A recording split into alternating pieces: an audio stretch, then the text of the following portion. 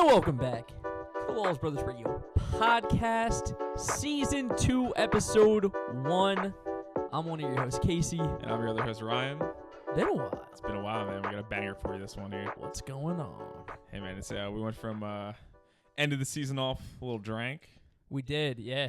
A little whiskey. Oh, what? Little Kahlua. What? Little espresso martini. What? A little amaretto sour. What? And now we're back. Oh, shit. And now we're back. And we're keeping up the theme. Alcohol, is known to kind of fuck with your REM sleep a little bit, can suppress some of these things we're going to talk about. We're going to be talking about some dreams today. Dreams and nightmares. Dreams and nightmares. And everything in between. Shout out Meek Mill. Are we allowed to? Why the fuck not? Well, is he canceled? I don't think he was canceled. Shout out Meek No Diddy. Yeah, there you go. There you go. This is pre-Diddy Meek Mill. Yeah. Shout out. Yeah, we're pre-Diddy. Pre-Diddy Meek Mill. We're pre-Diddy. I think we're good, man. Mm-hmm. We're thinking about what this episode will entail. Yeah. The kind of different experiences we've had, talking about dreams, what they mean, the spiritual realm. Dude, yeah. A little psychedelic action. And I feel like, we were always super open, like in our childhood, you, Jolie, and I, and like we all, I feel like at a lot of points in times have had some crazy fucking like vivid dreams. And I think, at least for me, like it's always been on the mind of like, what do they mean? Like the subconscious meaning. Is it like the back of my mind when I'm not trying to bring to the light, and my dreams are like saying like, yo, fuck you, this is like what's really going down? Or are they just like fucking? They're just there. Are they just movies? I think it's that we're just playing. I think it's a little everything. I think some have meaning. I think some are just fun. I think some are just what you watched before you went to bed that day. Yo, good call. But I think some of the coincidences with all of it is bizarre. We were just talking to Joel. We were just talking to our sister. Yep. How we live 3,000 miles away. And me and her had the same dream essentially about the same person who is no longer on this earth. The same night. There's got to be something to it. It's like, what? Right? What is that? It has to be, man. It has to be. It's too bizarre. Have you heard? Hey, like I don't believe in. There are no coincidences. Yeah, for sure. It's not sure. Still kind of thinking through what that one meant. But we can't make it up that it happened. Yeah, and then, but like, does that saying rather transcend into the dream realm, if you will? Like how there are no coincidences. Like if you dream about the same thing, like does that, do those ideologies transfer? You know what I mean? Yeah. I think sometimes the material in the dream doesn't matter too much, and it might relate to something that you have nothing to do with. I work one of my I actually mentioned to you, you don't know him, but the guy I work with, shout out Steed Harper. There you Steed, go. if you ever come around for this one, shout man. out. But he did a lot of like dream interpretation. I tell people at work all the time about my crazy dreams, because a lot of times there's people in there or from work or in the dreams, right? And I had we can start off with this one. I had like a bizarre dream. It's about like a month ago-ish, something along those lines.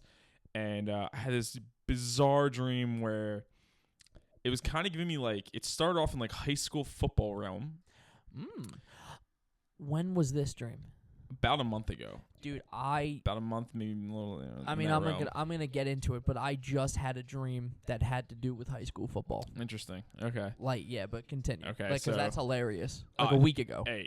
Another thing too, before we dive straight into the content of some of these dreams, right. I would like to say, first off, I'm crazy. My brain, I have had the most wild, vivid dreams since as long as I can remember.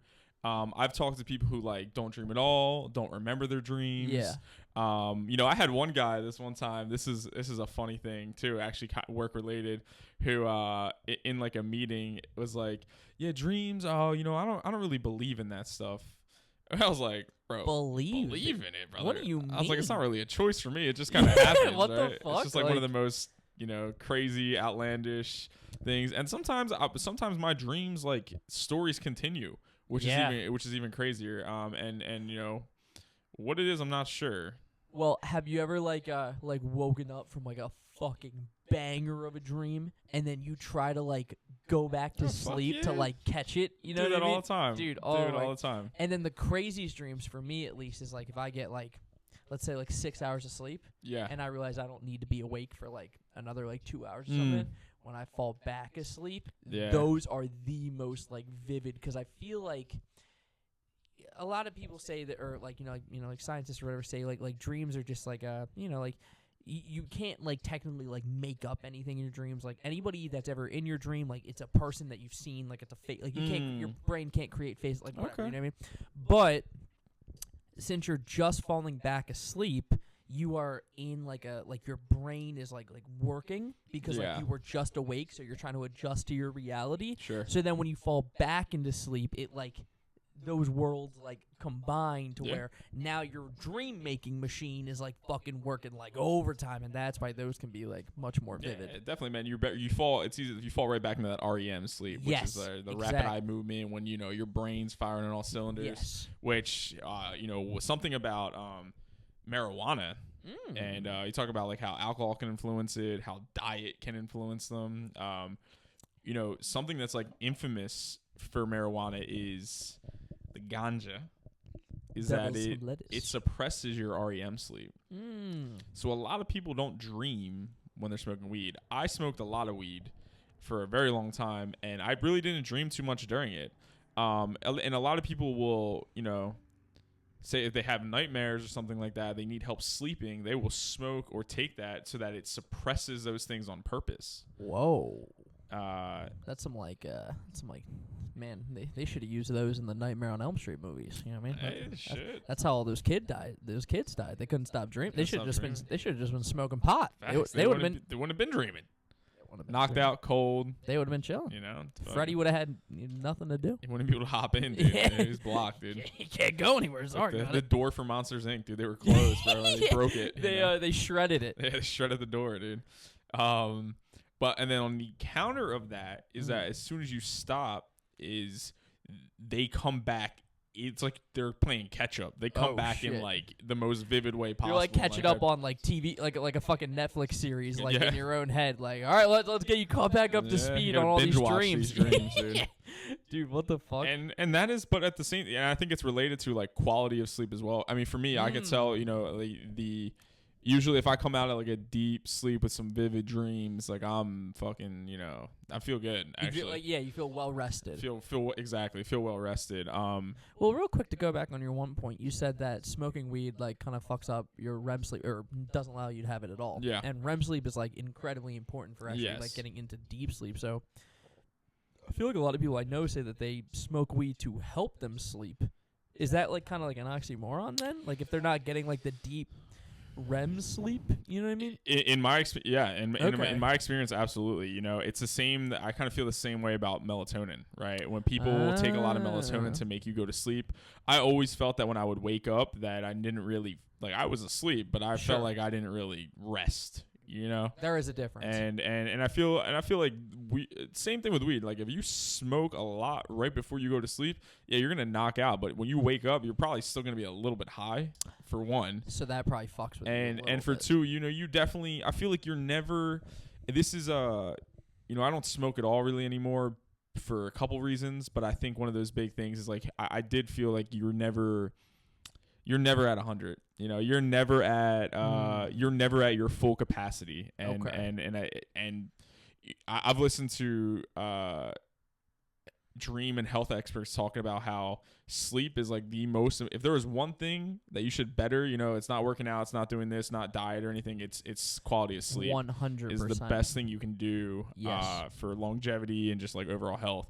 So if that's something you're missing out on a daily basis, I mean, shit, it's probably going to affect your overall performance on a daily basis too. Yeah, that's like what especially like when I was a personal trainer full time, that was the first thing I asked all like my potential clients was how are you, like what's your sleep like do you get at least 7 because a lot of the times when people who were like, out of shape or, not like, really taking care of themselves or whatever, and they think like, oh, maybe a personal trainer will help me. I'd be like, oh, like, how do you sleep? Dude, like, especially the men, I would say a lot of the time, it's like, oh, I probably get like, with work, I get like 4, maybe 5 hours. And I'm like, that's step one. You know what I mean? Yeah. Fuck what we're going to do in here. Fuck your diet. Like sure. At least for right now. I mean, those things are important, but you got to get your sleep right. Do you think that that's an effect or a byproduct of like the grind culture and this like I need to be doing all this at all times, no sleep, I'm up at 5 a.m. boom boom boom boom boom, and it's like, I is that love worth it? Yeah, dude. Hustle culture and grind culture have definitely fucked and warped a lot of people's minds. I mean, dude, like I was definitely like, a suspect of that. Like I remember, like I was like, oh, I'm gonna wake up at 4 a.m, and I did that for a long time, and I felt like I got a lot done. But then you're also like, wait, why am I up? You're like, and I feel like like guys like whether it be like Gary V or whether it be like guys like that, you know what I mean? Like if you are not grinding and fucking hustling every single moment of the day, what the fuck are you doing?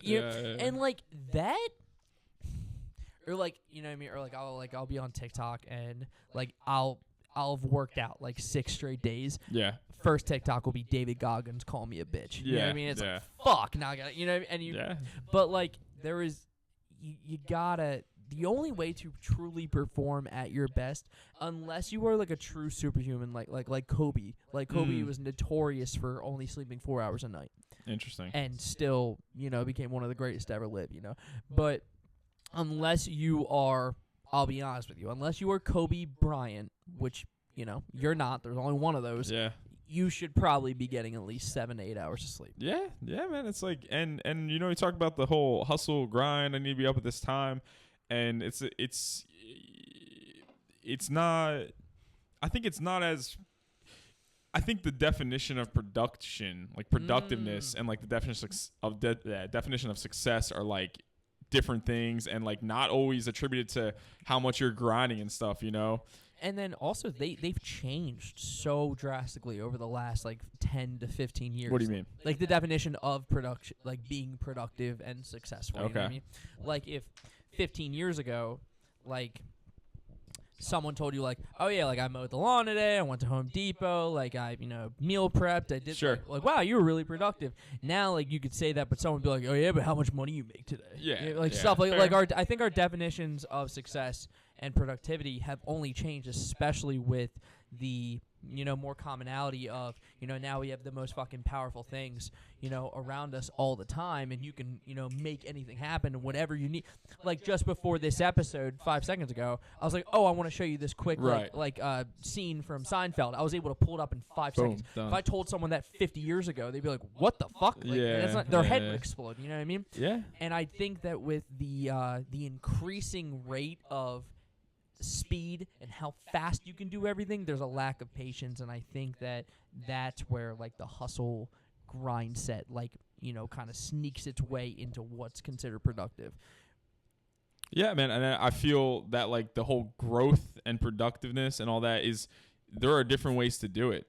Part of like what this episode we're going to talk about is like this idea of like expanding your mind and like what you're trying to do, and I think that through some of the experiences I've had, that I have grown and like maybe not more productive from a, I don't know, capitalistic standpoint, but in terms of human growth and like soul growth and those kinds of things have been, it's an exponential way that is unmatched to any other thing that I can imagine.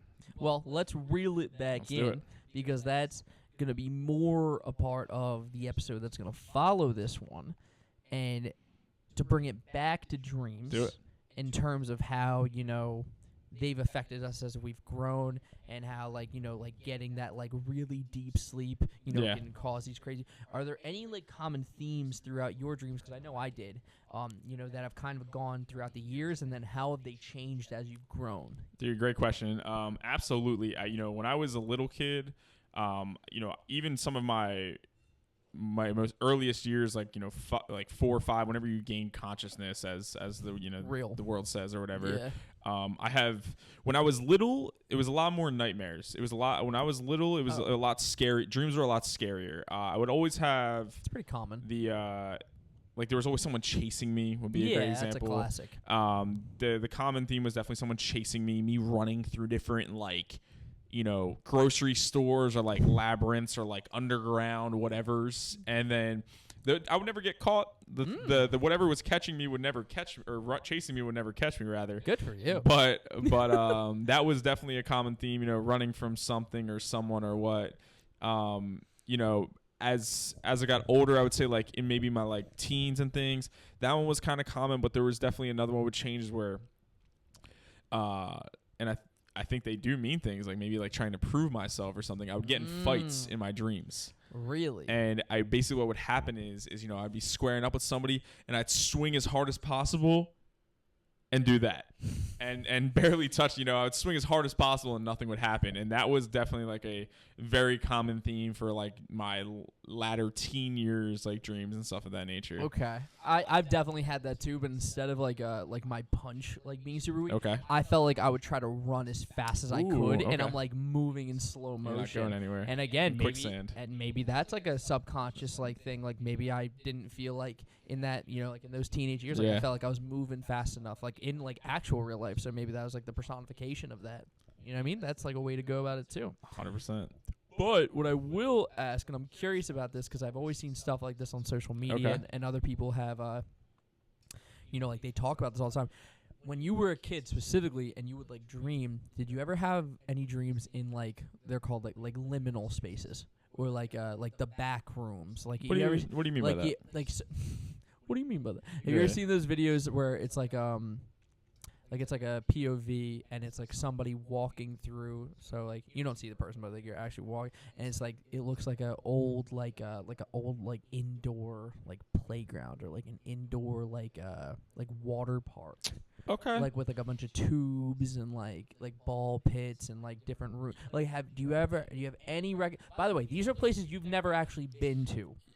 But like imagine like oh my God, you remember that one laser tag place that was by our house? Ultrazone. Yes, yeah. Like being like stuck in like, but do you remember specifically like the birthday room? Do you know what I'm talking about? Yeah. Imagine in your dream you're in like a bunch of those, like or a bunch of different like super white, like kind of like, I don't know how to explain it. No, I mean, I hear you. Well, that's the thing about dreams is like they are so hard to explain because they're dream world. Like you're a part of all of this conversation is what is it? Because these words don't do it justice a lot of times. So either way, have you ever had a dream where you're in something like that? Yes, you did just unlock a dream that I had when I was a little kid for sure. I'm going to give you 2 right now. So when we were really young in the Croydon house, this was a dream that I had a couple times that freaked me the fuck out. So if you remember, and you were very young, so maybe you don't, but if you like walked out of our Croydon house and then you go all the way down the street to the left, there were woods, there was the railroad tracks. Railroads, yeah. Okay.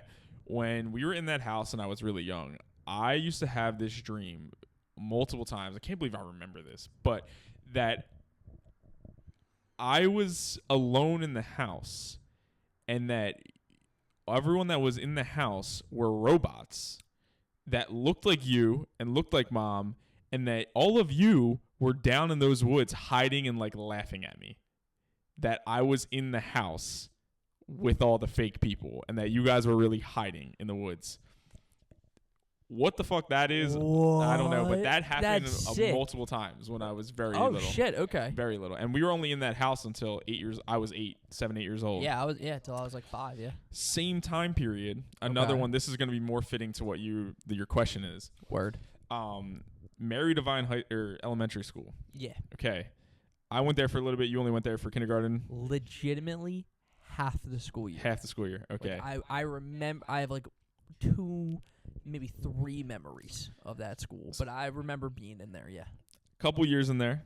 Yes. And you don't need to know the school, but basically my dream was if you walked into the front room, like the front like little office area, there was essentially like a long hallway straight ahead, and then like a long hallway. This is the real layout, by the way. Yeah. Like a long hallway straight ahead, and then a long hallway straight to the left. Yeah, I remember that. 2 different wings, right? Just in school. The dream was that if you split them in the middle, like right where the corner of the wall was, that it like opened up, and that there was like a third hallway through the middle of them that did not exist. Whoa. And there was like classrooms and stuff of that nature that like only unlocked like once I walked, like kind of like Harry Potter. Yeah, I was about to say in the 9 3/4 literally like that, literally like the Harry Potter, and it was like straight through like that. And yeah. And in your dream, do you remember just phasing through the wall? I remember it opening up. Okay. I remember it opening up and like walking through that. Yes. Dude, okay, that's so cool. Yeah. Because like I've had, again, like these like dreams just don't make sense, or sometimes they do, but like just certain dreams just like stick with you. Like one of the craziest, kind of similar experiences I've ever had was I remember I woke up and I was in like Ben's Hill High School. Okay. And I'm in like a classroom. Okay. But like I'm by myself and there's no one there. But then I remember it was like upstairs and I'm just like in a classroom at a desk, and I hear this like woman crying. Do you remember Left 4 Dead 2, like the witch? Zombie, where you would hear that and you're like, oh my god, like I gotta save it the first time, and then you're like, oh, that's the scariest thing I've ever seen. Yeah. So that's what it sounded like. Okay. So of course I'm dumb and I'm gonna check it out. Sure. And I see this woman, but like not like a woman, like a 17, like it's a high school girl. Okay. And she's standing outside of a classroom, but that classroom is like a dentistry. Sure. Like it just said, like there's like a sign that says it's a dentistry. Makes sense. And she's like cutting herself at the door. And I'm just like, I got to get the fuck out of here. What is going on? Damn. And she's like screaming for help. And I'm just like, I can't help you. So I run down the stairs. And if you remember like how like the main lobby was, if you went through like the side not the side, like actually like the front entrance. And like remember like it was like a wall of glass, and like you would see like the like fucking like administration. Office. Yeah. Second level. You're talking. No, first level. Oh, like right to the right? Yes. Okay. Yeah. And I walked through the door to get into the office to try to help this woman. I am now inside a house. Perfect. But when I turn around, I'm looking into the school. Like the glass, I see students walking by. Okay. But I am now in a living room. I am no longer in the school. And I don't know why, but very specifically, I remember there was like a family around me, and I don't know who they were, and they were just talking to me, and they're asking me like, "Oh, can you help me find my iPhone charger?" And I'm just like, "I don't know who you are. What is going?" And they're like, "Oh, just lift up the pillow cushion or like on the sofa cushion."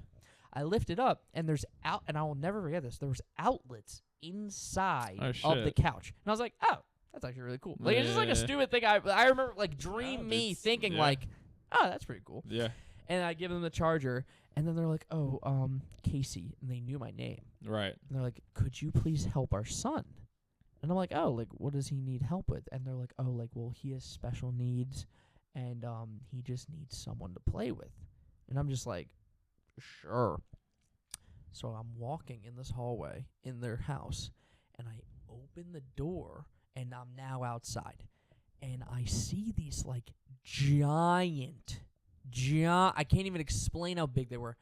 Like normal sports balls. So like there's I'm in a backyard with green grass. Yeah. The size of this fucking room. Sure. Soccer ball, baseball, a football, a basketball, and they're like just rolling around. And I'm like, this is the fucking coolest thing I've ever seen. I'm like, what the fuck? How are they so big? Yeah. And then I see this little guy, and he's in a treehouse. Okay. And he's like, "Come with me." I'm like, "Okay." So now I'm climbing up to this treehouse. Again, I don't know what the fuck any of this means. I'm just, you know what I mean? It's just dreamland. So now I'm in a treehouse, and he's like, "Oh, do you want to go to the beach?" I'm like, "Well, sure, but we're up in a tree." He said, "Follow me." There's a door in the treehouse. The Lion, the Witch, and the Wardrobe. I open the door. We are now at like Jersey Shore. Okay. And this is the weirdest part. Open the door, I see like 9 people laying out at the beach, like tanning. Okay. Or whatever. And I'm like, oh shit, like we're like really here. I go to climb down this ladder to get onto the beach. I turn back around. The water has swept all these people in. Okay. And then I turned around to climb the ladder. Kid looks at me from the top. It's just like a floating door. Laughs, shuts the door. Ladder falls. I wake up. What the fuck? What the fuck? That's a trip. So I went from being in my high school to being stranded at the Jersey Shore. I got a couple questions for you. Dude. First off, how old were you? High school. High school? That's probably like 17. 17? Okay. 16, something like that. Guess what? You know what I think?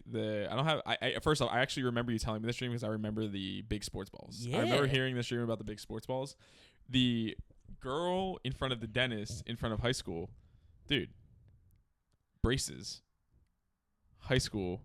What was the mental toll? Like you had, like, I mean, it's like your teeth were not in a good spot. Garbage. And you had braces for how long? I actually didn't get braces till after high school. Oh shit! Maybe that's why. Yeah. Actually, maybe that's why, dude. This like I can just the that's girl's not important, but like through high school, maybe you were like embarrassed about teeth. Oh, 100%. I literally learned how to basically talk with my mouth closed. I still do it to this day sometimes. Like I learned how to talk with my mouth closed basically, so people couldn't see my teeth. Dude, well that's I mean, fuck, right there. That's like perfect. Yeah. And girl in front of the dentist's office, you were scared to even smile. Yeah. Until after you were out of the school, yeah, to where you get braces. Now your teeth are fine. Crazy. That's a trip, dude. It was, man. That's a trip. That dream has stuck with me for a long time. Like I don't know. I just like the details, the way that it all happened. Like, I mean, it probably had something to do with my girlfriend at the time. Like she had a special needs brother, so maybe that's why there was like that makes sense. Like like our son's autistic. Could he play with it? Like maybe that has something to do with it as well. But yeah, I'll never forget that visual of like, you can't even make it up. Like, you know, like there's like a phobia. It's called like megalophobia, I think. And it's like people who are afraid of, I could be butchering that, but I think it's megalophobia. And it's like the fear of like giant fucking objects. Okay. And dude, like I can't even explain to you how the megalodon. Yeah, exactly. Like how big these fucking balls were. Word. And they're big factors in your life. Big sports balls. Yeah, dude, big sports balls. Big sports ball guy. Yeah, I am a big sports ball guy. What's going on in the sports ball world, dude? I fucking hate those people. Touchdown, I'm going to kill you. Shut up. Sports, dude. Oh, my. Those people at a Super Bowl party. I'm just here for the halftime show. Go home. Shut up. Get out. Anyway, that's a whole other. What was I about to just ask you, bro? Oh, you said you had a few questions. How old were you? I wanted to highlight the point that I think it had to do with your teeth and all that. Those are kind of the questions I had for it. 1,000. You're so right about that. Which is crazy. That's what I was going to ask you. So leading into this, like, because, you know, have you noticed a difference? Do you dream after drinking? Have you noticed any differences with dreams like that? Is there any remember after, like, a night of drinking? Dude, no. I, after drinking especially, black, just, and then I wake up. Okay. I feel like a lot of times after drinking, like especially if I get really fucked up, it's the worst sleep ever. It's like, it's like you skip REM sleep again. Same thing. It's why you wake up at like 5 a.m. after a night of drinking because you're literally skipping parts of sleep. And not only that, you wake up so fucking dehydrated. Yeah. And on top of that, you feel like you blink and you're awake. And that is like, I hate when people say, like, oh, I love that feeling. Oh, my God. Oh, my. No, I want to feel like I'm there for a while. I want to feel my unconscious body be unconscious. Yeah. I hate the feeling of when you just, like, oh, I'm up again. Oh, my God, that's the worst. And that's how I feel every time after I drink. Okay. But I did want to say something. Kind of, you know, we talked a little bit about like the back rooms and the liminal space stuff. But like, shit, my fault. So like, no, you're good. But any common themes would you say throughout your dreams? Like, so you said that, you know, kind of like running away, and then it turned into fighting, and then like, how is it like change? Yeah, I mean like kind of like actually on the drinking lens, when I've had usually my dreams during drinking, like if there's a night out or something like that, they're usually not good. I don't want to say that I have like nightmares anymore per se. Like I'm not like waking up like sweating and like in fear, but they're usually like weird. For example, like here's a theme in one of my dreams that happens, and it doesn't really matter whether I drink or not, but it does happen a lot. Okay. Is that like, all right, it's all off my experience, by the way. Another thing that when I was younger, people would say is like, oh, you can't read in dreams. That's a bunch of bullshit. I read all the time. I can read things on phones. I've been like scrolling my phone in dreams. But a common thing that happens with my phone is that like my phone will like start deteriorating. Like in your hands? Yes. Or like in it, like just in some in existence What? will like kind of like crumble as if it was like a very old relic. That is like, you know, like if you were to touch it and it like falls to dust, that is a thing that happens in my dreams a lot. Whoa. What that is, I have no idea. Maybe Whoa. it's time disintegrate. I don't know what that is. Time is kind of melting away or something along that lines. Yeah. Maybe it's stop looking at your phone because time's falling away. I don't know. Absolutely, like that metaphor in itself, 100%. I could totally see that. Like it's literally your brain telling you, like, hey, you're wasting time. Look, it's wasting away. Maybe, yeah, dude. You know, another common thing, and this is because all these episodes are connected, this is, like, probably the scariest one that, and I have some good ones, too, but a lot of the, like, one of the scarier ones that I've had in my, like, adult years is, actually, I just said that, like, I don't wake up, like, in sweats, but this one, like, I would wake up and it felt super real, like, I thought I did it in real life. Oh, sure. Is I would have this dream where at some point during the dream, I start pulling like a hair out of my throat. Whoa. Out of your throat? Out of my throat, dude. Like I'm talking like feet. Like I'm just pulling and pulling. Is this, like thin? Like thin like hair out of my throat. And that was going on for like a couple years to where I would wake up and like I was like, holy shit, did that happen? Did I pull that out in real life? And it would freak me out. Then last fallish around that time, because this would happen every once in a while, but definitely reoccurring, where I would be pulling this like string out, fucking for lack of a better word, out of my throat. And funny enough, like we had the episode about mental health. Yeah. Now, I was out with some friends. And I was drinking this time, but we were having like a look. Me and a couple bros were having a little heart-to-heart action, and we're talking about like some of the stuff. And I was like, you know what, bro? Maybe it is time for me to go to therapy, right? And like just talk some shit out. How mature? That fucking night, I have this dream where I'm pulling the hair out of my throat, but like whatever I'm doing, and there was someone else with me, but like my dream self was like, oh shit, this feels a little bit different. And I'm pulling, and I can, my dream self knows that it's coming out this time. And dude, I literally pull out this like giant ass like hairball basically.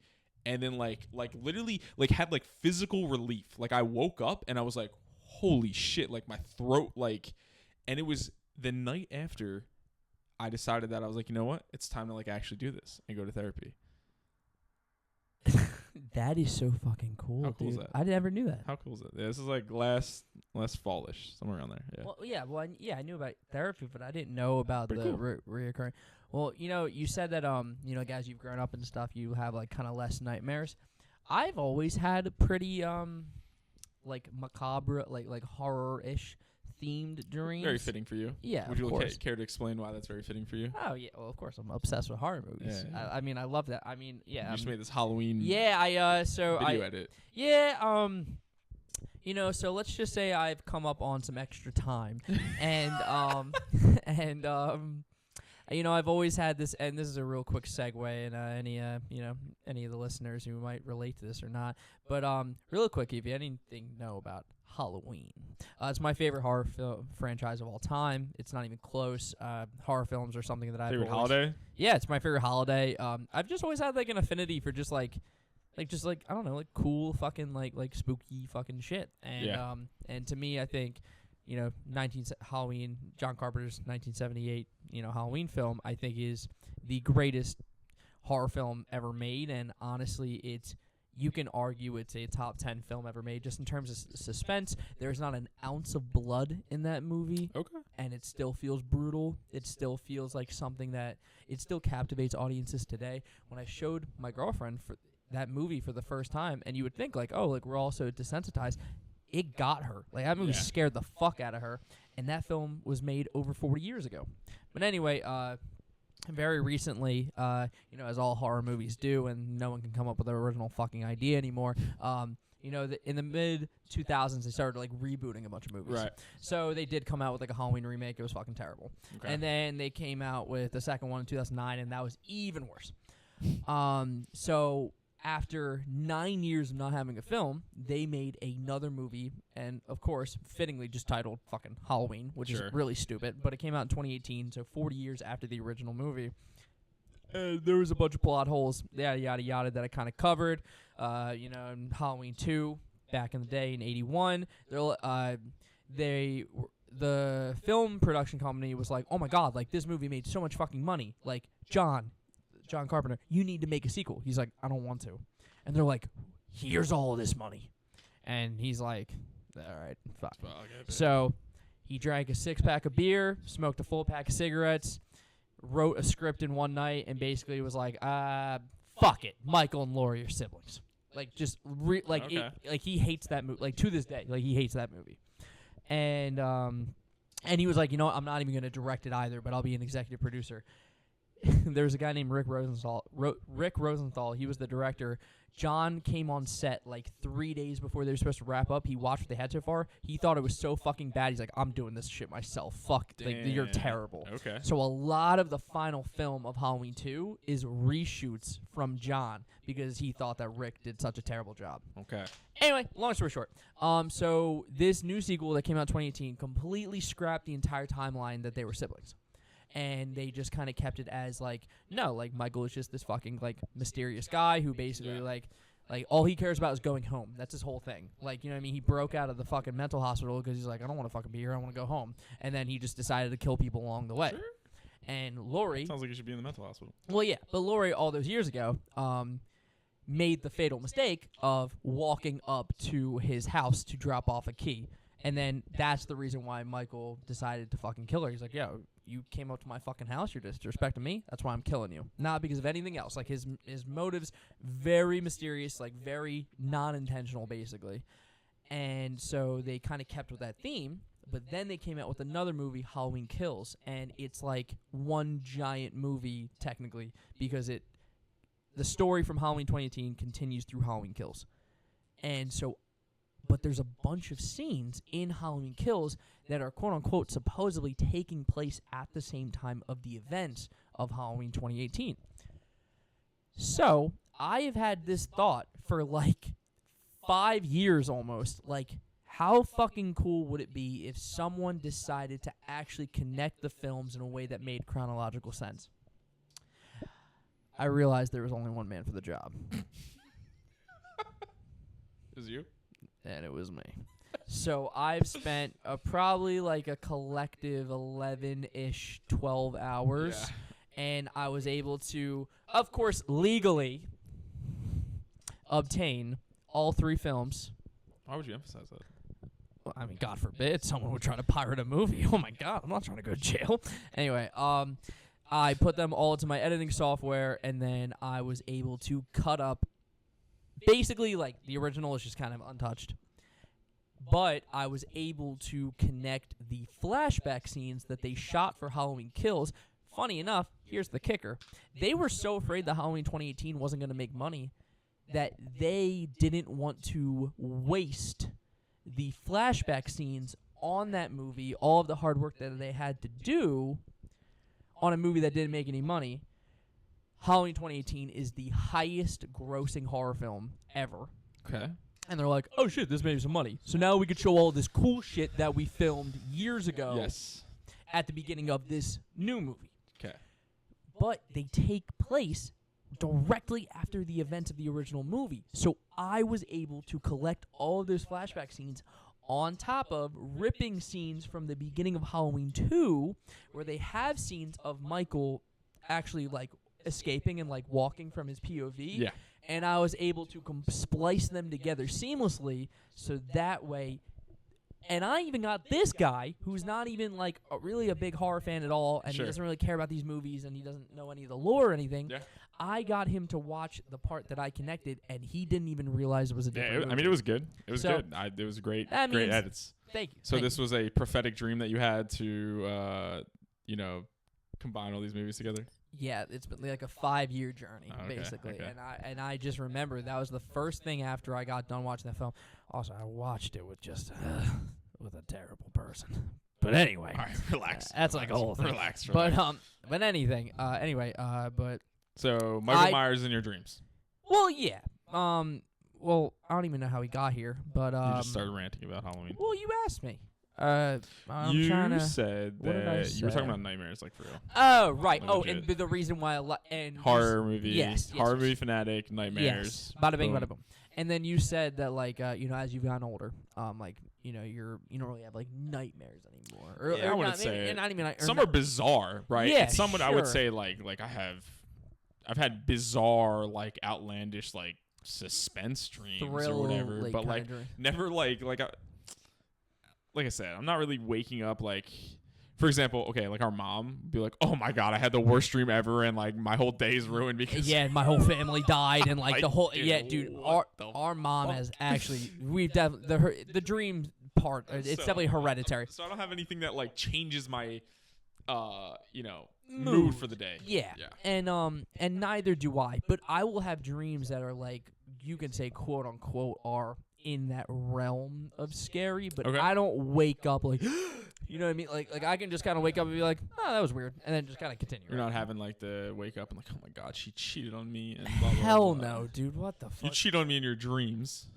Make it up to me. Yeah, dude. We've all had those conversations. But what I will say is as a kid, you talk about like a reoccurring theme, that you're running away. I would have, of course, probably pretty fittingly around the Halloween time, like fall area, I would have like this reoccurring nightmare that Michael is chasing me. Oh shit, okay. And now I have to get away from him. And one of the most vivid ones that I remember was probably one of the last ones too. It was probably I was probably 14 or 15, but we were at our old house in Ben Salem, and I wake up in the middle of the night, and then at the foot of my bed, he's right there. And I'm like, holy fucking shit. So I take a pillow, I fucking throw it at him. He tries to stab through it, and then I'm able to like run around him as his fucking knife gets stuck. And then remember bedroom or window. Your bed, there was a window right there. I go to like climb out the window, and now suddenly our house is like this giant skyscraper. Ooh, okay. And there's like like how people like in like action movies like are like on like they can like the sills like window sills Stand on the edge of yeah the exactly yeah. So I'm like trying to get out, but when I look down, even though our house is now a skyscraper, our trampoline's still there. Ooh, okay. And like it's our backyard, but we're at this we're like 50 fucking story whatever the fuck, like super high. Yeah. And I see Michael come out, and I'm like, you know what, fuck it. So I jump, and I perfectly land on the trampoline, Okay. and then bounce out and land in the backyard, and I fall over, and I like scrape my fucking leg, and it hurts or whatever. Michael then jumps out, but I guess the bro has fucking powers. He jumps out and lands on the trampoline, no bounce. He just like lands. Boom. Yeah. But he's fine. Okay. Like no. So I'm like, oh fuck this, dude. Like, so he's on the trampoline, and like, remember I had like the wall, like the mesh wall. Sure. So I fucking sprint, and I haul ass, and there's a Jeep in the driveway. Okay. A red Jeep. Yeah. And I jump into it, and the keys are in there. Okay. And by the way, if anybody knows anything about me, I didn't get my license until I was 21 years old. And so I'd never driven a car at this point. I'm also like probably 15 or 14 anyway, so still, whatever. Yeah. But, and I get into the car, and I fucking ram out of the driveway, and I'm driving down our hill but I look up, and Michael's right in front of me in the road. I hit him. Run his ass over. I run his ass over. He flies to the bottom of the hill. And I'm like, oh, thank God. I look down to change the radio station. Sure. Because I'm like, oh, he's dead. Yeah. Need good music. I look back up. He is gone. Just like the movies. Bro's in the backseat. Oh, no. Oh, no. He grabs my head. Just imagine white mask. Grabs my head like this from behind. Yeah. Knife. Wake up. Oh shit. Yeah. Hey man, and that's the thing right there. Like you can't die in your dreams, right? A lot of people have the falling. I've had a ton of those. Absolutely. That's a trip, dude. Think about reoccurring and like as we talk more, it's like unlocking more memories. The last few years, I have a reoccurring dream. You are in my dreams a lot. Another thing about dreams too, with people, is that I've noticed that like, dude, sometimes I have a dream with somebody that I talked to one time in my entire life 20 years ago. Damn. And why they're in that shit, I don't fucking know. I don't think that I don't think sometimes the personnel is too important. Obviously, people you're around, they're going to be in there too a lot. Right. But a recurring dream I have a lot with you, and it has to do with driving. I know it. Yeah. It has to do with this one's so terrifying. I've had this multiple times. We never get hurt, but I'll have a dream that I'm driving. Yeah. And then I'm fucking moving it, and my brakes don't work. And that like we're either going down a hill, or I'm getting chased. Like the one dream, I was getting chased by cops because I blew a red light because my brakes didn't work. So now I'm in cop chase form because my brakes don't work. And like I know the one time we were on a highway, and actually the one time Dad was in the car, it was me, you, and Dad. And dude, like because I'm getting chased by cops, we fucking like hit the side rail, launch like do some crazy ass like Need for Speed burnout type shit over the wall into the woods. Car crash lands, and then we all get out. Everyone's fine. And then I'm looking at these like trees that had these like crazy like green like geometric like tiles. They almost looked like fuck? Crazy. But that's the reoccurring ones like that. Dude, another like there's like another dream that's like go ahead. I was gonna say, and speaking of like if you feel like, is there any like intuitive or like is this like prophetic, like it's, something you should listen to? Honestly, what I've taken away from those that like slow the fuck down in life, thinking that I need to be somewhere I'm not, or like always we get in this mindset of like on the go. I need to be on the next thing, or like what's the next thing, and like something I do struggle with is being okay doing nothing and like feeling guilty for like just not doing something. And and if there's anything that I take away from those, is that's kind of what it is, man. Like you feel like this go, and it's like, bro, slow the fuck down before you know. It's like back to what we were talking about earlier, like the hustler grind set like mentality. Exactly. But like you said, like it's like those similar kind of dreams. But like another one that like I would always remember, or that happened to me like a few times, would be like I grew up like skateboarding. Like you did too, you know what I mean? But like a little bit. But I was around it. Yeah, I wasn't good at it. I was around it. I was really into skateboarding. Okay.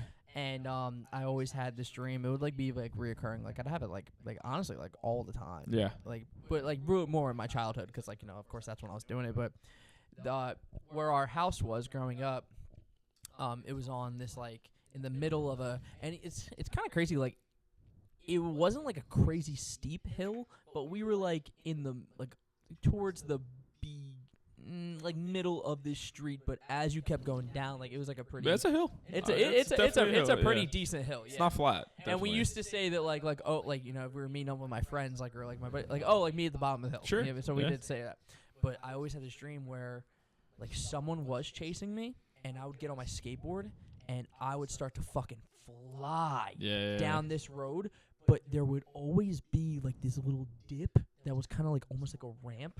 Like of cement, not in real life, just in okay. I'm trying to I was trying to visualize the road. And like I would always go from like right to left, and I would be skating like I'm fucking like 50, 60, 70 miles an hour, and then I would just launch into basically space. Like I'm fucking, I go, and I just and I'm fucking. And I'm about to splat the pavement, and then you wake up. Yeah. That used to happen to me a lot. Hey, another like with these like scary things I was thinking of is we didn't, we got some notes. We didn't write this one down, but I am thinking about this. Have you had ever like sleepwalking, sleep paralysis, things has that ever happened to you? Like IRL? Yeah. Sleep paralysis, yes. Yeah. Okay. Because some people talk about like, you ever see those TikToks, the sleep paralysis demon ones, where it's like they're waking up, like some people they wake up, you wake up, they're sitting on your chest, you wake up, you can't do X, Y, and Z, you can't move, you can't talk, boom, boom, boom. Have you had any experiences with sleep paralysis? Yes, I have. I had one. What was it was really, really when was it? Oh, years ago. Okay. at the old house. I was probably a teenager. Okay. Same kind of vibe. And I remember. So we've mentioned this before, but we shared a room. Yes. For the first 17 years of my life. Yeah. Yeah. Yeah. And then after that, like whatever. But so you were always there. And I remember when I fell asleep, you were playing COD. But then I remember waking up, and you are now just lying in your bed. Okay. And there's someone over you. Oh, shit. I'd never heard of this. I don't know who it is. It's just like a black figure, kind of smoky almost. Okay. Not like solid, if that like not like you and like me. a Dementor. Yeah, similar, but like thick. Pause. Like pause. Like it, the proportions of a human being. Yeah. But like shadow. Okay. If that makes any sense at all. And I am screaming, like, Ryan, wake up! Ryan, wake up! Ryan, wake! I'm like bloody fucking murder curdling scream. Yeah. But I'm dead silent. Okay. So like I am, and it just looks over at me, but it doesn't have a face. Like it doesn't have any eyes. It doesn't have any like facial expressions. Right. But I could tell he was kind of like, he. You know what I mean? Shit. But like, and I was stuck there for 5 minutes, watching this thing hover over you, and I couldn't do anything. I really quickly do want to say I had another dream. It was very strange. And I don't remember all the details of this one, but it kind of in the same vein. I had this dream where that same bedroom, the fucking fairy tale fucking land. Yep. Same bedroom, but it's like haunted house theme. Okay. And instead of like a fairy tale, it's like like Texas Chainsaw Massacre, like fucking like slaughtering shit. Yeah. And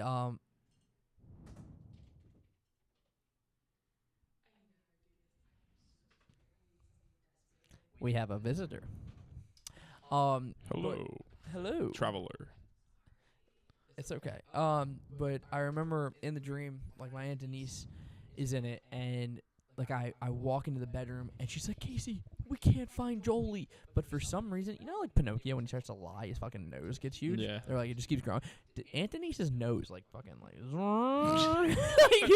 as she's gonna listen to this too, by the way. That's fine. Hey, I love you, Aunt Denise. But her nose just started lying, going dude. crazy. Yeah. But like, and it was like kind of like it was a scary dream because she's like, Casey, we need to find Jolie. But it was like her nose was growing because she knew where Jolie was. Ooh. And if she, not only did she know where Jolie was, she knew who hurt her, and it was probably her. Whoa. And then I look over to my left, and there's like this chest. And I go to open it up, and Jolie's body's inside. Get the fuck out of here. And I turn back around, Aunt Denise has an axe, and I wake up. Oh, my God. I love you, Aunt Denise. Oh, my God. God. I really do. There might be bodies in the backyard. Somebody check. Somebody check. But that was really scary. Hey. That I woke up and I was like hyperventilating. Yeah. Because when you see your dead sister in a fucking chest, yeah, that's not a an ice box kind of thing. Okay. It was terrifying. Yeah, I mean, it's fucked up, dude. It was not cool. Sleep paralysis demon. What do you think it is? Like, what is it? Is it just our imagination? Yeah, is it? I'm gonna be honest with you. I'm that guy who, what do I like to say about myself? I know a little about a lot. You know what I mean? All right. Okay.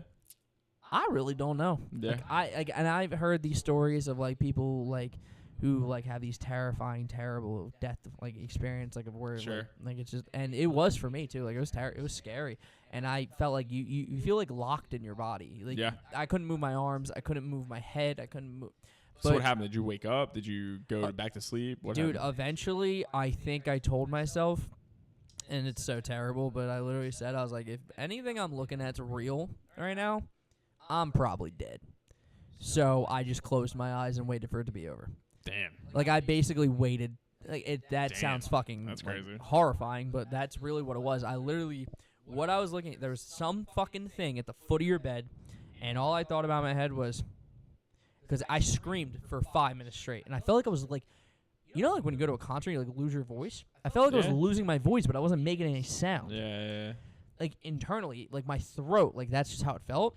And I got to a point where I literally said, I was like, well, if this is going to happen, it's going to happen. I'm dead. And I closed my eyes and just waited, and then I eventually woke up. Damn. And the worst part is, too, is you were gone.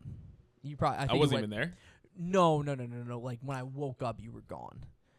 So like, in my head, I'm like, oh, my God. Oh, I'm like, okay. Like, so, like, I mean, you might have been, like, your friend. I don't fucking know, dude. Whatever. But, like, in my head, I'm like, oh, my God, Ryan actually died. For half a second. Yeah. But, and then that all went away. But in terms of where it comes from, what it is, what it do, I don't know. Dude, I think it's like what do you think? I think it's like who knows what you're under, like where your mental was during that time. Sure. I've had one experience of sleep paralysis, actually ironically in the same bedroom, in the same situation, laying down in the bed that I slept in while you were in that other bed. I know exactly when it was. It was what the fuck? Spring / you're gonna remember this story when I tell you. Like spring, summer 2015.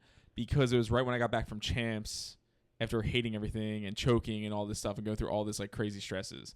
I actually have Twitter receipts of this night because I immediately started tweeting to someone about it because these people were in my dream and then it turned into sleep paralysis. Whoa.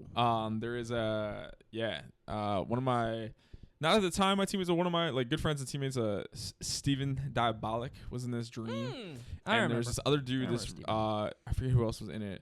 But basically I had this dream and everything was in black and white. And he was wearing a suit. And in the dream he was saying like the word Ithba to me. In the dream. Ithba. Which apparently could possibly be like a not palindrome, but like the same letters as the word habit. HABIT. ITHBA. I got it. Move the letters around. It could be like habit. And which, I mean, it might be playing on weed. Might be, I don't know. Who knows? This shit's dreamland, right? Bizarre.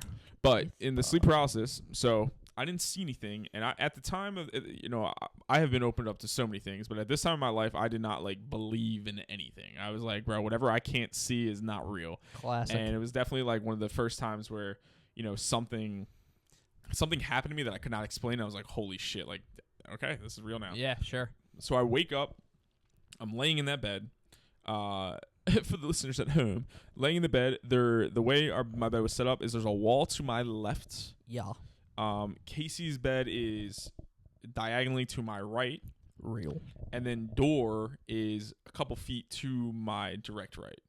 Yes. Now, I wake up. I know that I can't see I know I can't move, and I didn't see any beings. But what I did see / feel, was I there?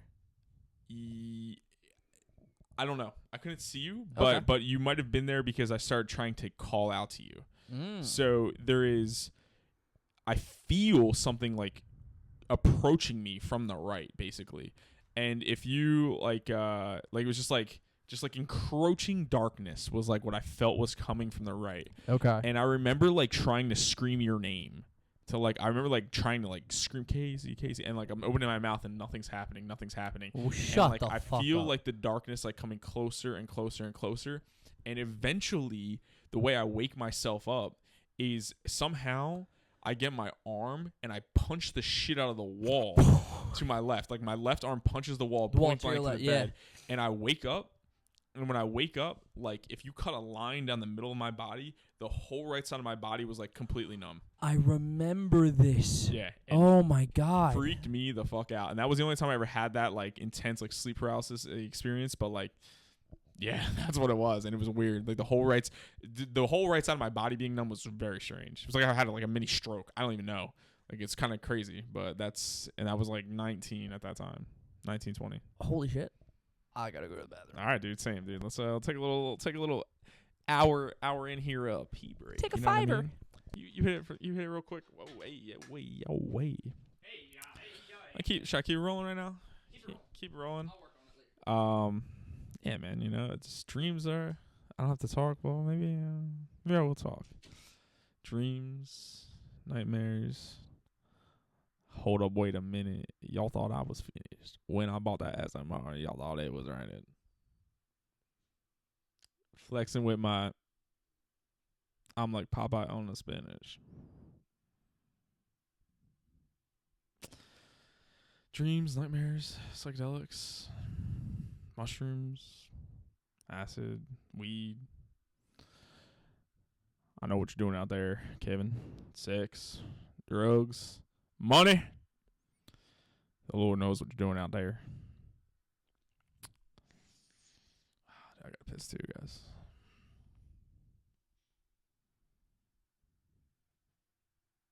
Take me home, country roads to the place I belong in West Virginia. Mountain, country, roadside or some shit. Hey, shout out the troops, Memorial Day. We're doing this on a Monday, day off, because of this is a great nation, the United States of America. And we're going to remember the troops, men, women, soldiers that provided us this freedom in celebration of this day. Amen.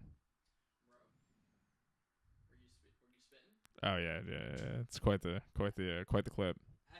Yeah. I started singing Dreams and Nightmares. And I started talking about Memorial Day. I sang Country Roads. Are you lying? No, I swear to God, I swear that is everything that just happened. Remember how we were talking about grind set and hustle culture? Yeah. I just got an Instagram ad. Yeah. They were listening, dude. They were listening.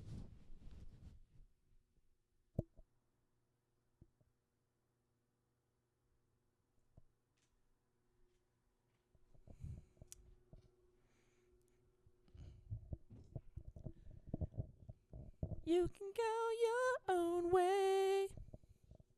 Come your own way. I don't know that sucker, man. Yeah, so if you were, I'm definitely going to show this later, but if you were listening earlier, which I hope you were, we were talking about hustle and grind set culture, basically, and how, and the first two names, of course, that popped in my head were Gary V and David Goggins, and I get this fucking Instagram ad. Check this shit out. Hold up. Let me see how I can do this. Here we go. Yeah, check that out. Look at this. Oh, no.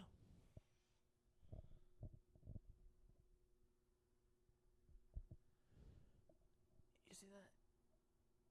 Yeah. So, yeah, the phones are listening. The dreams are listening. The phones are listening. All the above's listening. Let me just, yank. Yeah, so.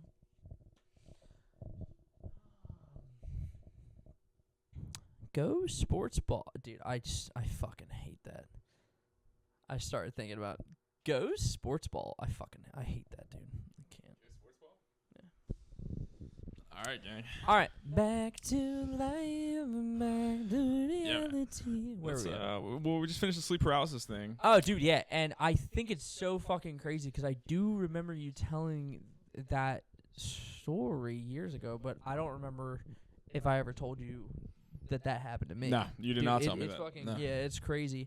And then the Antonese one was wild. Oh my God, I had this other, I guess, fucking familial themes a lot, and we are gonna get into that as well, especially with like dead. Yeah. I think, and that's gonna be the. I do have a question about this before we get into that one, and I want to hit that bottom line. Do you feel dreams are prophetic or intuitive in nature, and should you listen to them? Have you made any decisions based off dreams? Have they had that impact on you? Maybe they don't. Maybe they do. I don't know, but have they? So I do think dreams are prophetic, and I can give like a few examples, right? Or at least these are just my beliefs, and then personal experiences to me. So I've always been in the realm of belief that dreams, a lot of the times, especially if you want to call them more like difficult or thrilling ones, or like you feel like you kind of unlock something, if you will, it's a lot of your own feelings like already that you have. So let's say there's a decision that you're struggling to, come to a yes or a no. Yeah. Or like there is like it could be as fucking simple as like, God, I don't know if I should take this job or if I should move here. Like, and in the back of your mind that sits there. But not only does that sit there, there's one decision that you want to do more than the other. Like there's one answer that you in your heart of hearts, it's not 50-50. Like there is one that you're leaning towards. Okay. And for some reason, when you're speaking about it out loud, you just can't bring yourself to do it. And then you try to let people around know or whoever's important, like, oh, I really can't decide. But in your heart of hearts what is right for you. And I've had dreams that have brought those things to light. Like any example you're willing to share? Yeah, absolutely. I was in the middle of a long relationship. And I remember there was a night where, like, we just had, like, a big fight. And I was just I went to bed, like, pissed. Like, tired. Like, I was fucking pissed off. It was a text fucking phone call fight. Like, stupid. And, dude, I had a dream. I woke up and I was on a boat. Okay. Like a rowboat. Middle of the water. Middle of the lake. No one around. Nothing. Okay. And I remember there was like this, it's hard to describe it. It was like a vision of her at the end, like near shore. Okay. But there was an island in the middle of this, like, I was like in a lake basically, but there was like a little island in the middle of the lake, and then there was shore. And there was like a vision of this person over there. But as I started to make my way over, because there was a paddle, thankfully, I started hitting all these rocks. And all these, like, fucking, like, big rocks, all these barriers. Like, it was really fucking hard to get over to her. And I just remember, I'm hearing her voice, and she's like, come on to me, come home to me, come home to me. And I'm trying, and I physically can't do it. The boat rotates. I make one paddle. I am immediately on this island. Whoa. Like, no effort. Yeah, I was gonna say effortless, yeah. Effortless. Like it was like the easiest thing I ever did. Yeah. And I just remember, like, I was struggling with, like, do I want to save this relationship? Do I want to stay with this person? Do I want to try to make this work? But I knew, like, in the back of my mind, like, I know this is not the right person for me. And in that fucking dream, I go to bed angry, and I wake up, and, like, it was like, and the dream felt like an hour. Yeah. Like, oh my God. Like, I know I just explained it, like, very quickly, but it felt like forever, like, trying to get to her. And I just kept hitting all these fucking rocks, and my boat kept crashing into shit that wasn't there. And, like, the boat rotates by itself. Maybe not by itself. Maybe, like, I did one more, and, like, it kind of just flipped. But I fucking took one big swing. Yeah. And now I'm on this island by myself. And it was, like, kind of like paradise. Low-key. Like, they had, like, a bunch of, like, fruit and shit. And there was, like, it was, like, really, really nice and relaxing. Shit. And I just remember, and I woke up, and it kind of made me, not upset, but, like, sad a little bit. Like, bittersweet. But I woke up in a really good mood. Like, hey, I mean, that is what it is, right? Whatever happens. And so I do think that, maybe in terms of listening to them completely, sure, I think that everyone's different, and I think you could take anything dream you have with a grain of salt. But in terms of them being like intuitive or like intuition based or like based off of beliefs that you already have, I 100% agree that they are not random. Yeah, no, I don't think so. I think they are like a plan in your mind. I think some are fun. I think I have made, like, with how intense and consistent and all those things that the mine are. I definitely have made decisions. I actually was telling you earlier, like, I literally even this like a week ago, I had a dream about making a decision about a job change shift. Yeah. Like that if when I first like heard about it, I was like, nah, I don't want to do that shit. And then, like, as I was like, as a couple weeks, a week or two, I'm like, you know what, maybe I probably should do it. And then, like, the night before, like, the real decision to be made was, I had a dream, like, telling me not to take it, which is wild. And I acted on it, and I think I feel great. Like, I don't feel any sort of that. That's important. I'm thinking more about, like, reoccurring dreams. We've talked about this a little bit offline, but, like, having, like, a reoccurring dream for me is having sex in my dreams and people watching. Hey now. Like, for real. And it's always, like, and, like, random people, random environments, random scenarios, and, like, but the common thing is that someone is, like, or multiple people are, like, watching, which is, like, what the fuck that means, I have no idea. Can I ask you something? Shoot. does it deter your performance in dream, or do you continue? That's a great question, and there is like it's like a what the fuck is going on? Like, wait, should we stop? Whatever's happening. That's a good shoot. But do you, or do you go back? There's like a moment. Both, you keep going. You see what I'm saying? You see what I'm saying? Like, is there a moment where you're like, oh, what the fuck, and then you're like, anyway. We're still here. That's interesting. I've had another fun, like, kind of in that same realm. I had this there was this girl who, like, basically could have been, like, potentially someone I was like, A lot of times, man, you get hit up by someone, you're like, what's going on here? And I did have a dream, and the dream was like, do not interact with this person. Really, like, very much like, hey now, like, this is a nightmare scenario, and keep your dick away from it. Basically, was one of my dreams of that. This is interesting. One girl I was dating, I had a dream another sex dream, and she had 2 vaginas. What is this show, man? And dude, the funny thing is, you know what I thought it was, bro? After analyzing it, I was like, 2 different lives, two separate paths of what's going on, and I was like, hey, there's probably another reason to pull out of this. That's fucking literally, figuratively, bro. All the things, all the things, but all the pools. That is I think that's the last like real reaccurring one I can think we have fun with. Shit, just a little fun before we get into the dreams about dead relatives, man. Some of the most intense things that I'll remember for the rest of my life. Yeah, dude, it's not even close. I can go first here, dude, but actually, fuck, dude, I'm sorry, bro. Another reoccurring one. This is a fun one. It has nothing to do with sex. Oh, great, it's not fun. about sex. Yeah, awesome. The mountains. The house. I've had this. This was. That's fun. I've had recurring dreams where there is some sort of animal that wants to attack us. Well, there was a ton of animals. Whether it be a bear or a wolf, kind of the two. Ooh. Bear or wolf. I've had this reoccurring dream where a bear is chasing me through the house, or the stairs, those graded stairs in the mountain house, that it's like I'm on the deck and it's like walking up, and I'm like, oh shit, we need to get inside. Boom, boom, boom.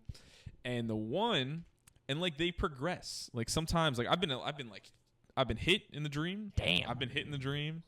Clawed in the dream. Wake up like, oh, and it's like maybe like I'm not cut obviously, but like my arm would feel a little sore. Funny. It'll feel a little funny or something like that. I'm like, oh, what's going on? Interesting. In the one dream, at the mountains, bear gets in the house. Bear gets out of the house, front deck. Oh. Aunt Linda hands me a Nerf gun. I look at this shit. Spin that John around, blast the bear, real bullets come out, kill the bear with a Nerf gun. American hero, Ryan Lawless. Jeez. Fucking just the man of the people, bro. Man of the people. Dude, that's crazy. Did it like fly off the deck? No, it was like on the ground. I think I shot 3 times, and it was like... All on the deck, though. Like, it wasn't on the ground. No, it was on the ground. Like, it went out the deck, and it was like where the rocks were. Oh, you were on the deck. I was on the deck. You shot bear down. On the ground. Boom, boom, boom. Bear on the ground. Looking like a fool with your bear on the ground. But if you know what I'm talking about. All right. Anyway, that's crazy. That's pretty cool. Banger. And it's funny, as a kid too. Being up the mountains and like those graded steps. I always had that fear of like coming back from the fire. Like, oh my god, if there was a bear here right now, I'm trip up these steps and I'm dead. Yeah, I used to have that thought. But dead presidents. Dead president. Hey, to bring it back, unfortunately, to some more real. One of the most horrifically eye-opening, beautifully sad dreams I've ever had was it was about our uncle who passed away. Sure. And his means of death were very unfortunate, and but funny enough, this dream happened very, very soon after this death. And it's funny, we're not just gonna talk about dream. We also are gonna talk about the crazy fucking shared experience that we all had at his funeral. When I start talking, you'll remember. Okay. But anyway, so just keep that in the back of your mind, and maybe you'll remember and you'll go. All right. Okay. But anyway, So okay, I already got it. Bang. I already got it. Okay. So the dream was I was dating that girl at the time, the long relationship, and we know one of the biggest things that we always had were like just like big family parties or whatever, like just like with our mom's family, you know what I mean, an extended family or whatever. Yeah. And we were driving and we were just on the way to another party. And a lot of times when I have dreams like that, we never get to the party. Well, we got to the party this time. Okay. But the thing was is we pulled up to this really big house that wasn't our aunt's house, but it was her house, if that makes sense. Like, and when I mean it was hers, not the same interior. Like, I just had the knowledge that this house belongs to this person. Okay. But not her house. Okay. If that makes sense. Big house. Did you recognize this house from anywhere else? No, not at all. Okay. It looked like any big house you'd see in like Newtown or something. You know what I mean? Like that's like what it looked like a really big, nice, white suburban house. Suburban dude. I'm a suburban dude. But anyway, so we walk in and all the fucking, all the same faces, all the usual suspects are there. Mm-hmm. You know what I mean? Aunts, uncles, all the above. But the one thing I remember very weirdly, and I even pointed it out to my girlfriend in the dream, and she didn't like care. Not like care, but she didn't think anything of it, but I did. We have all these people running around the house, like, mom's trying to fucking get the food together, and this is literally like exactly what has really happened in our life. But there is this empty chair in the middle of the living room, just by itself. Everyone is just doing their own thing. Mm-hmm. Everyone's going around. But I remember, like, it literally felt like in my dream someone pressed the fast forward button. So, like, fast forwarded through this party, and then her family was also really big, and they would always have parties on like the same day. So a lot of the times we'd go from one party to the other. So this time we just happened to go to our aunt's party first, and then now we're gonna go to her aunt's house for a party. Okay. So, and you know how this goes. We're saying our goodbyes to everyone, and in our family, people say goodbye and then they sit down. You know what I mean? Like, but so it takes us a while to really make our rounds and say goodbye to everyone, tell them we love them, whatever. But dude, this is the saddest part, dude, and it fucking fucks me up still when I'm gonna get chills. I know I am. We're walking through the living room. We just said goodbye to everyone. I shit you not, like, and funny enough, this is like kind of like a horror movie kind of thing too, honestly. As I walk past the chair, our uncle materializes. Bro just passed away. And now he's at this chair. In dream, bawl my eyes out. Like crying hysterically. Because dream me knows that you're dead. Okay. And in my head, I'm thinking this is real, right? Yeah. So I'm like, how are you here? Why are you here? Like, I was so overtaken with emotion. Like, just so, like, I don't even imagine if he walked through the door right now. That's how I'd feel. You know what I mean? Like, that's how it fucking felt. And he literally just looks at me. He smiles, and towards the end of his life, he didn't really do that. I mean, he every time I saw him, he was kind of in like a weird kind of mood. Interesting. I feel the exact opposite of that. That's so interesting. But elaborate. Or maybe just like from what I remember, it just didn't really feel like that. But really quickly, yeah. I just remember him just being in this just really, really nice mood, and he was fucking smiling widely. He had a great smile, and he's just smiling, and he just looks at me. He's like, "I just want you to know that I love you, and I love Ryan, and I love Jolie." Damn. And my girlfriend is just sitting there with me, and I'm just crying, and I fucking go down, and I wipe my tears, I look back up, and he's gone. Holy shit, I woke dude. up, and I was just fucking like, oh my god, that fucked with me the rest of the, and you know what I mean? Like, I was talking all high and mighty, like, oh, like, dreams don't, you know what I mean? Like, I can just let... Yeah. When I woke up that next day, I was really fucked up.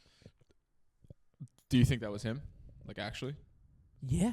Like I'm saying, like, dude. Oh, no, like, I know. In spirit, like, is that, like, was that him?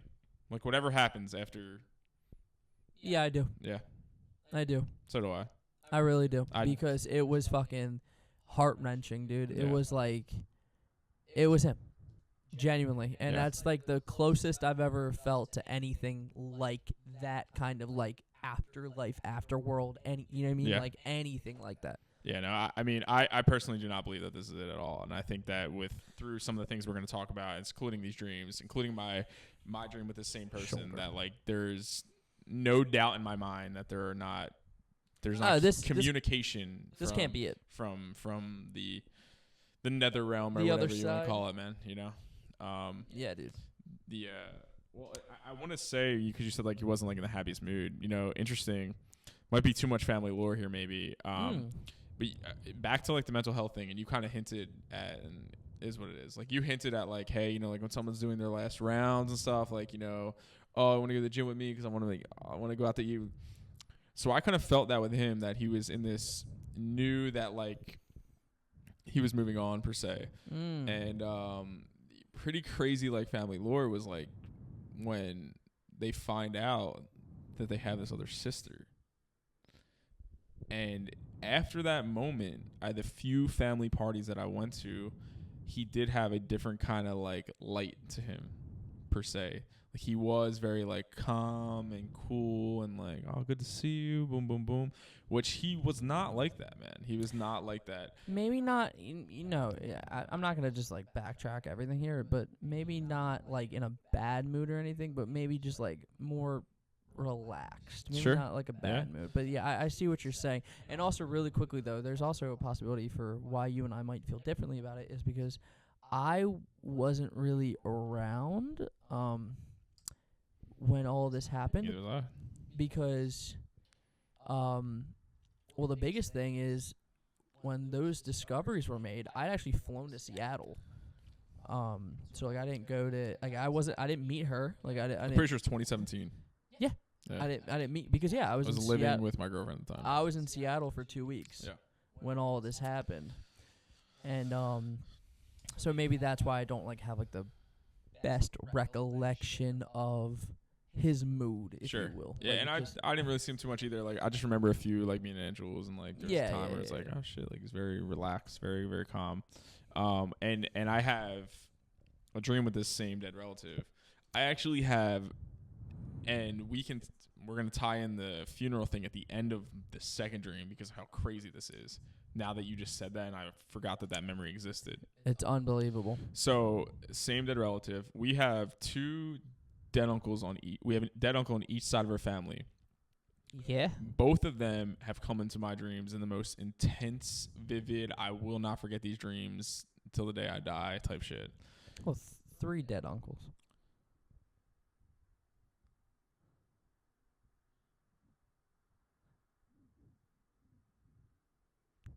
No. Yeah. Aunt Margie's husband. Okay. All right. My bad. Well, fair enough, but that wasn't. It's not a direct. It's not a family member. It's not blood. Okay. At the end of the day, it's not blood. So that's where I was thinking. All right. My bad. Either way. I was just making sure. All right. Either way, doesn't matter. So, first one with the same dead uncle. Yes. Now, couple things about him. Kind of a germaphobe, actually, a little bit. Yeah. He would never. He wouldn't shake your hand. It was fist bumps always, no matter what. Yeah. You know, very like to himself kind of vibe. And so I had this dream, and you actually, funny enough, you just mentioned like the family parties, like all, you know, everyone moving around, doing things, getting food together. So we were having some sort of like family party at like a park or something like that in like the Bristol, Pennsylvania area. I remember this dream, yeah. And so I remember that, like, you know, I drove up to meet people at the party, right? I'm coming by myself. And just imagine, like, you know, there's like a park, and then there's like neighborhoods to the left, and maybe like an alleyway or something, like a walk up to the place. And this dead uncle, I remember as I'm walking up to the party, he is like walking down this alleyway to me. And it was one of those things, again, we see like all the mom, aunts moving things around the table, doing all those things. And like my dream self, the same way that you said that like your dream self knew he was dead, like my dream self knew he was dead, and I was like, yo, what the fuck? Right. I was like, what are you doing here? I was like, yo, here? Uncle Rich, what are you doing here right now? Right. And And he comes up to me. The other thing, too, and this is consistent in both of these dreams I'm going to get into, is that I was the only person who could see him in both dreams. Only person who could see the other one, too. The people there knew, well, they didn't know he was there. But anyway, he's walking up to me, and he comes, like I said, he only fist bumps. He shakes my hand and goes, hey. He's like, oh, you know, nice to see you. Like, you can call me John now. I remember that. And I was like, what the fuck does that mean?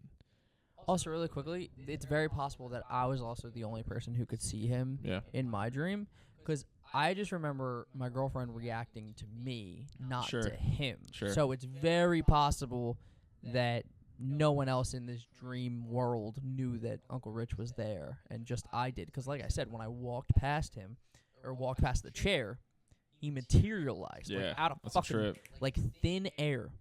And the reason I said like some horror movie stuff is like there's like a similar scene in this movie Insidious where this woman is walking past like this hallway and there's like a chair in their living room, and then when she walks past it the other way, you see this like ghost figure like appear in the chair. Like so it was kind of like that, like it literally was like the same thing, but it was really really weird. But yeah, I mean, the John thing, the shaking your hand, like because you're who right. John is or what that even means, but like biblic, I don't really know. Maybe. But, who knows, man? But who knows? You said you had another dream. So that was the first one. This was way, you know, that tripped me out. That was more closer to the time of his death or whatever. Yeah. The second one is with our Uncle Steve on Dad's side. Now, he died from lung cancer, I believe. I want to say definitely from cancer. Yes, it was cancer, and I think you're right. Definitely from cancer. Smoked a lot of cigarettes. Yeah. Okay. Smoked a lot of cigarettes. Important to the context of this dream. Yes. So the real crazy thing about this, about why I do believe without a doubt that there is more out there and that this was him communicating with me in this lens, is the timing in real life that you cannot make up. Okay. Granted, this was when I first moved to San Diego, so 2023. I believe his birthday is in the summer/fall of 2023, and I didn't know when it was, and that's super important to this. So I have this dream that we are in our dad's house on Frankfurt Ave. Do you remember this house? Yeah, of course. Okay. Yeah, we're there a long time. You are there. Jolie's not. Okay. It is me, you, Dad, and our Aunt Kathy. Sure. In the living room area. Okay. Yeah. Now, for whatever's going on, I'm like talking shit to Dad in the dream. Like fucking laying into him about like, you know, like fuck you for this, whatever's going on. How old are you in the dream? Bro, 20, like normal, like we were this age, so 2 years ago. Holy shit. And I'm like, you know, like wow. whatever I was saying is like, I'm saying like, hey, like, you know, like fuck you for this, like boom, boom, boom. And like I start like pushing him down the hallway, like towards where like grandma's room was. And our Aunt Kathy is like sticking up for him, and she's like, right, like you don't know what he went through, and da da da, and like all this shit. And like somehow we end up back like seated at those green couches in the living room. And right where that giant ass TV was, as I'm like, we get back in and like, you know, like all this thing's high, everything just stops. And Uncle Steve appears, like you said, materialized in the chair. He just appears in front of the fucking TV. Everyone gets silent. Y'all can't see him. I can see him. And I'm like, what the fuck? Like, what is going on? And he gives me a hug. And he's like, hey, man, like, you know, like, everything's going to be all right. He smoked a lot of cigarettes to the point of, like, when you're around people who smoke, you know, there's, like, a certain smell that is in their clothes and things like that. That is not really the smell of active smoke. It's, like, a different smell. Yes, 100%, yes. Dude, when I woke up in real life in my apartment in San Diego, I smelled that smell. As if I gave him a hug in the dream. And it, like, came with you. And I woke up and, like, could actively smell that. And just so the viewers at home who don't know Ryan does not smoke cigarettes. Never touched a cigarette in my life. Neither have I, ever. But. Fucking trip. More to this. At work that day, Dad calls me, and I'm telling him this dream. his side of that family is so big that there are people that we don't even know who they are, let alone do I know what their birthdays are. Absolutely not. It was Uncle Steve's fucking birthday, dude, on that day.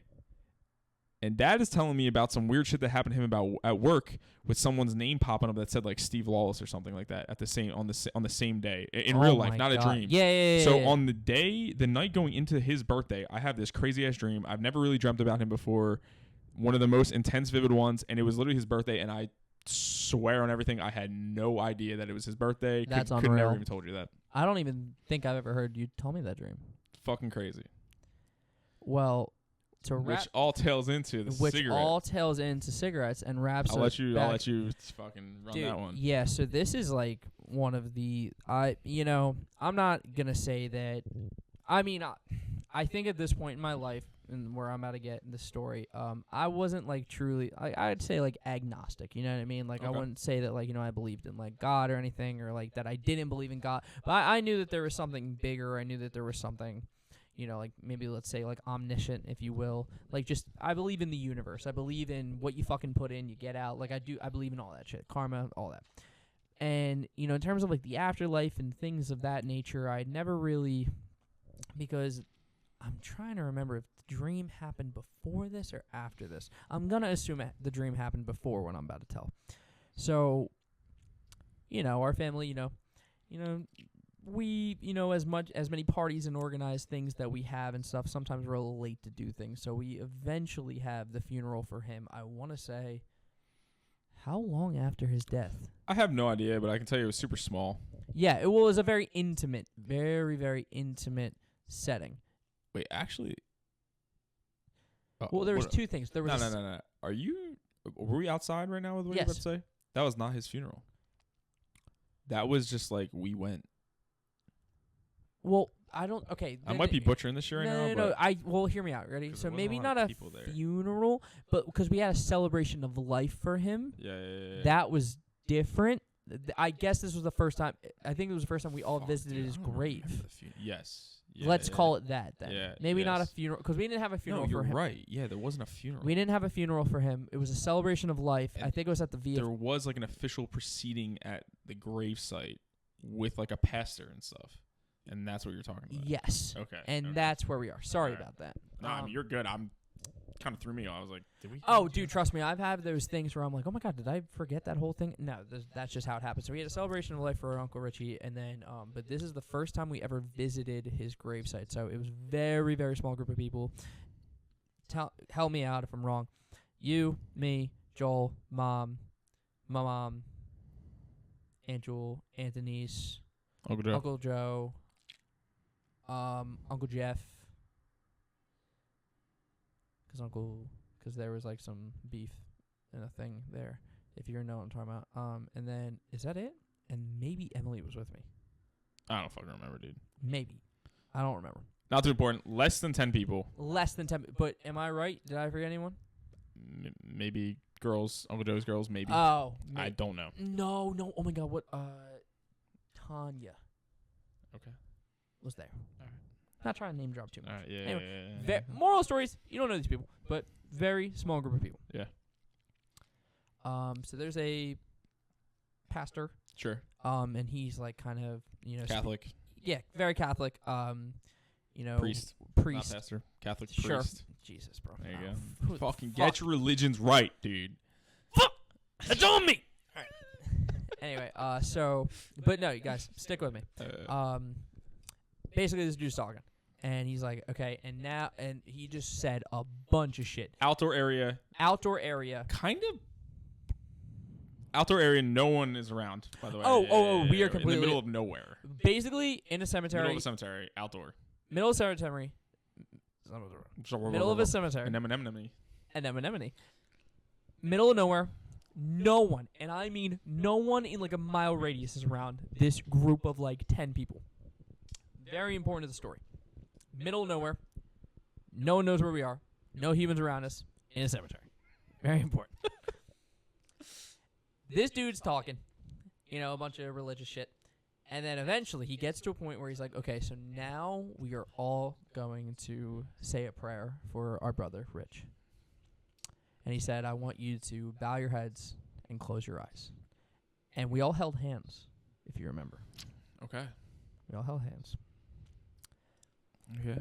And I remember this dude's talking, and I'm just listening, and I'm like, I've never really gotten emotional, like praying before or anything, but it's kind of like overtaking me. I'm like, fuck, this is like, fuck. Yeah.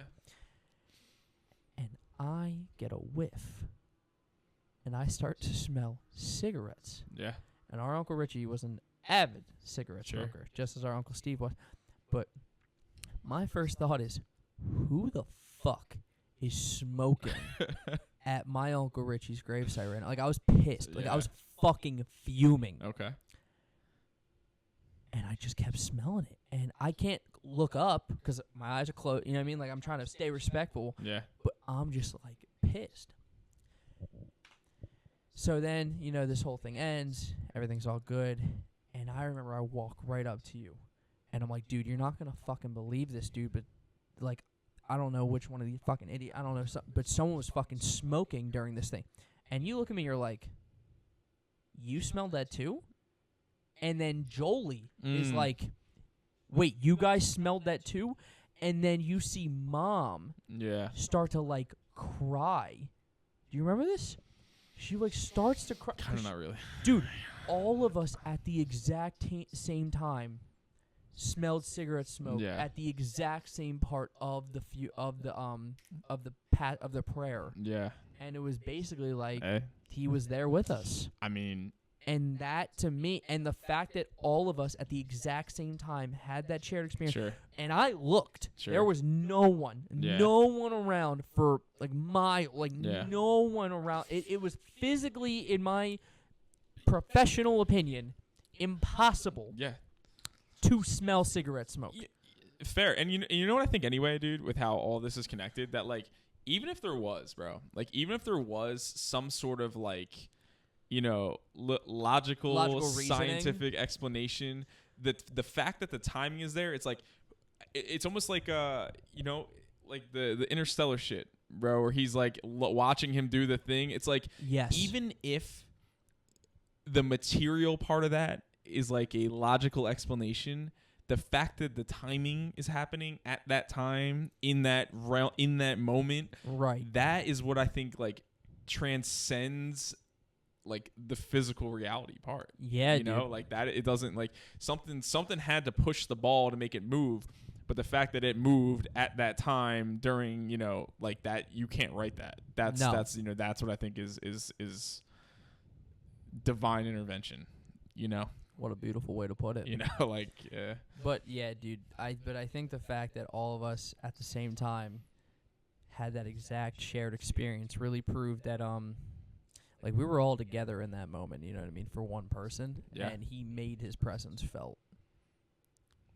It's wild, man. This shit's great. Well,